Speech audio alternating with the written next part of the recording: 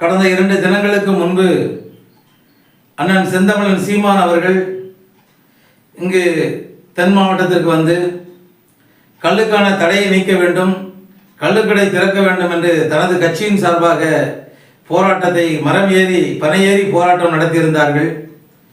அது அவர்கள் கட்சியை சார்ந்தது.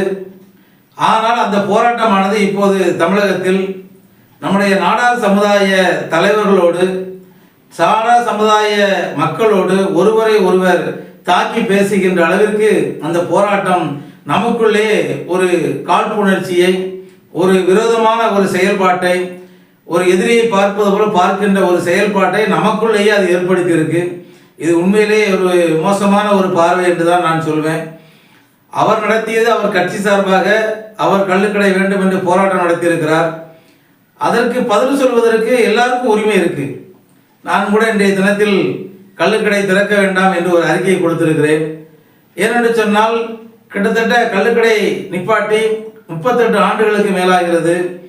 இந்த 38 ஆண்டுகளுக்கு மேலாகி அன்னைக்கு இருந்த மக்களுடைய பனையருடைய தொழிலாளர் நிலை என்ன, இன்னைக்கு நம்முடைய நாடார் சமுதாய மக்களுடைய நிலை என்ன என்பதை நீங்கள் ஒப்பிட்டு பார்க்கணும். என்றைக்கு கள்ளுக்கடை நிறுத்தப்பட்டதோ அதன் பிறகுதான் நாம் வணிக ரீதியாக முன்னேற்றத்தில் அதிகமாக கவனம் செலுத்தியிருக்கோம். மீண்டும் கள்ளுக்கடை என்று சொன்னால் இன்னும் ஒரு 50 வருஷம் பின்னோக்கி போக வேண்டிய ஒரு சூழ்நிலை ஏற்படும்.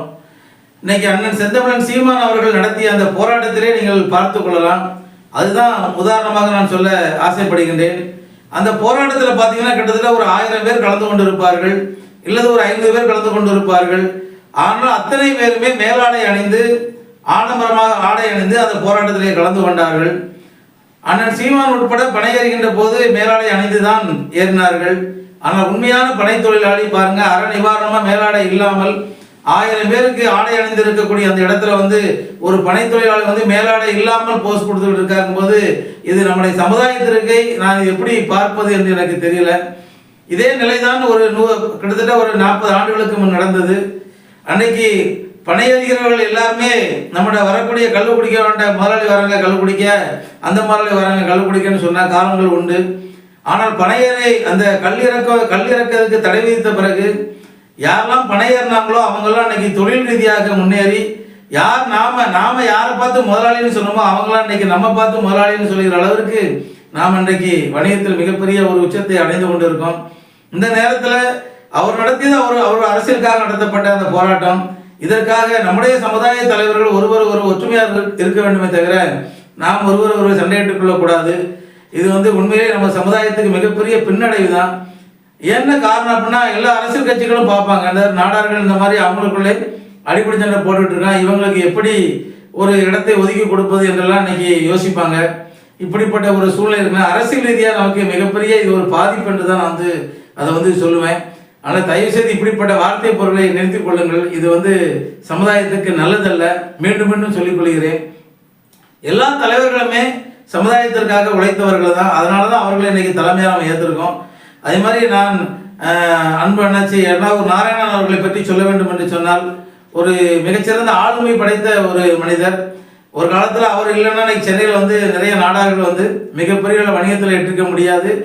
அன்றைக்கு அவர் தன்னுடைய பலத்தால் நம்முடைய சமுதாய வணிகர்களை யாரெல்லாம் இன்னைக்கு நம்ம சமுதாயத்தில் கொள்ளையடிக்கவோ இல்லது அவரை தாக்குதல் நடத்தவோ இந்த மாதிரி சூழ்நிலை இருந்த காலகட்டத்திலலாம் அவங்க வந்து அன்னைக்கு நம்முடைய சமுதாய வியாபாரிகளுக்கு பாதுகாப்பாக இருந்திருக்காங்க. அதை விட இன்னும் எனக்கு தெரிஞ்சு நான் சொல்லணும் அப்படின்னா, பாரத பிரதமர் மன்மோகன் சிங் அவருடைய ஆட்சி காலத்தில் அண்ணாச்சி வந்து நாடார் பேரவை அப்படிங்கிற ஒரு அமைப்பு இருந்தது. அந்த அமைப்பில் நானும் அன்னைக்கு திருநெல்வேலி மாவட்டத்தினுடைய மாவட்ட துணைத் தலைவராக இருந்தேன். எதற்காக இதை நான் சொல்லுகிறேன் அப்படின்னா, நாராயணனாச்சி அவர்களும் இந்த சமுதாயத்துக்கு அதிகம் உழைத்தவர்கள் தான்.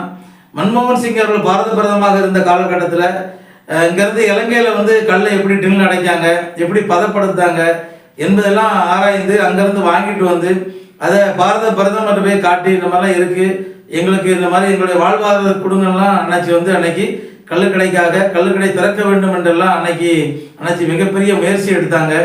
அதை விட அண்ணாச்சி எடுத்த முயற்சி என்ன அப்படின்னா, அன்றைக்கு இருந்த அரசாங்கத்தில் ஒரு கோரிக்கை வச்சாங்க, பனை தொழிலாளர்களையாவது நீங்கள் வந்து மிகவும் பிற்படுத்தப்பட்டவர்களை சேருங்க, ஏன்னா அவங்க வந்து ரொம்ப கஷ்டப்பட்டுக்கிட்டு இருக்காங்க, ஆனால் அவங்களையாவது ஒரு இடஒதுக்கீடை நீங்கள் ஒதுக்கி கொடுங்க எங்களில். இன்னைக்கு வியாபார ரீதியாக வந்தவங்க பெரிய முன்னேற்றம் அடைஞ்சிட்டோம். இன்னைக்கு பனைத்தொழிலாளர்கள் மிகவும் கஷ்டப்படுறாங்க.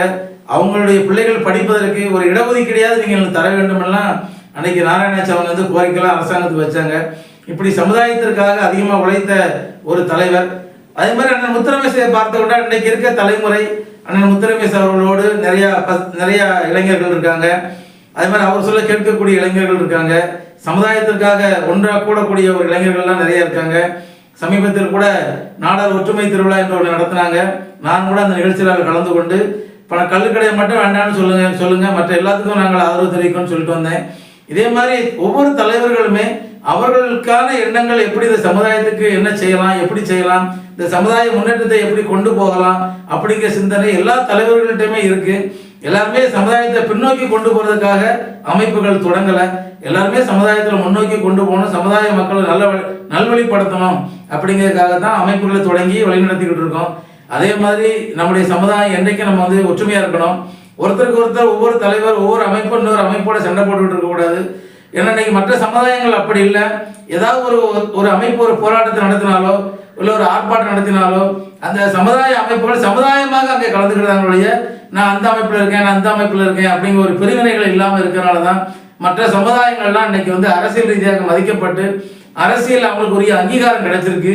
நம்ம சின்ன சின்ன விஷயத்துக்குலாம் இப்படி ஒருத்தர் சண்டை போட்டு எதிரும் புதிருமாக இருந்தோம்னா அரசியல் கட்சிக்காரங்க நிச்சயம் நமக்கு எந்த விதத்திலும் நமக்கு ஒரு எம்எல்ஏ சீட் கூட இன்னைக்கு கொடுக்க மாட்டாங்க. அப்படிப்பட்ட ஒரு சூழ்நிலை இன்னைக்கு தமிழகத்தில் நாமளே உருவாக்கிடக்கூடாது. மற்றவர்கள் எதிர்பார்க்கக்கூடியது இப்படித்தான்.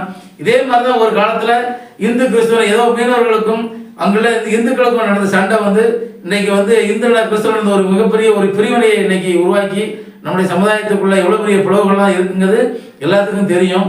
ஆனால் இப்படிப்பட்ட சூழ்நிலைகள் இந்த சமுதாயத்துக்குள்ளே வந்துடக்கூடாது அப்படின்றதுக்காக நான் பதிவு செய்கிறேன்.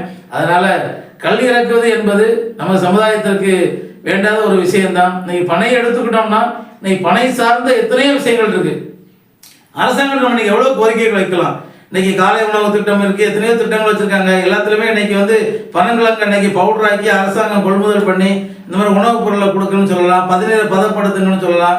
கருப்பட்டி இன்னைக்கு அதிக விலைக்கு வாங்கி கொள்முதல் செய்து நீங்கள் வந்து இன்னைக்கு ரேஷன் கடைகளில் வில்லுங்கன்னு சொல்லலாம். இப்படி எத்தனையோ பனை சார்ந்த பொருட்களை இன்னைக்கு வணிக ரீதியாக இன்னைக்கு ஏற்றுமதி செய்கின்ற அளவிற்கு நம்மளால் அதை கொண்டு செல்ல முடியும்.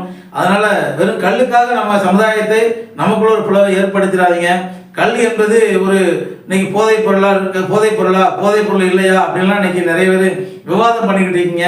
இதே மாதிரி தான் கோயம்புத்தூரை சேர்ந்த நல்லுசாமி அவர்கள் குமரியானந்த அவர்கள் 1 கோடி ரூபாய் தர நிரூபிக்க முடியுமா அப்படி இப்படிலாம் கேட்டுக்கிட்டு இருந்தாங்க. இதெல்லாம் தேவையில்லாத ஒரு விவாதங்கள். இது போன்ற விவாதங்களை நடத்தி நம்முடைய சமுதாயத்துக்குள்ளே நாம் ஒரு பிரிவினை ஏற்படுத்தாதீர்கள். நம்முடைய சமுதாயத்தில் இருக்க அனைத்து சங்கங்களும் எல்லாரும் ஒன்றா இருக்கணுங்கிறது தான் நம்முடைய ஆசை. அதனால் தமிழ்நாடு நாடார் உறவினர் முறைகள் கூட்டமைப்பின் சார்பில் உங்கள் அனைவரையும் கேட்டுக்கொள்கிறேன். என் அன்பான பனை தொழிலாளர்களே, உங்களை வைத்து அரசியல் செய்ய நினைப்பவர்களிடத்தில் நீங்கள் தயவு செய்து சிக்கிக்கிடாதீங்க. அரசாங்கம் கள்ளுக்கடை திறந்தால் 1 லிட்டர் கல் 25 ரூபாய்க்கு மேல் கொள்முதல் செய்யாது. இன்னைக்கு 1 லிட்டர் பதநீர் 100 ரூபாய்க்கு நீங்கள் விற்பனை செய்து கொண்டு இருக்கீங்க. இதெல்லாம் புரிஞ்சுக்கங்க. அதனால் தயவு செய்து கல் வேண்டும் என்று கேட்காதீங்க. அப்படி கேட்டீங்கன்னா அது நம்முடைய சமுதாயத்துக்கு தான் மிகப்பெரிய பின்னடைவு ஏற்படும் என்பதை தெரிவித்துக் கொள்கின்றேன். நன்றி, வணக்கம்.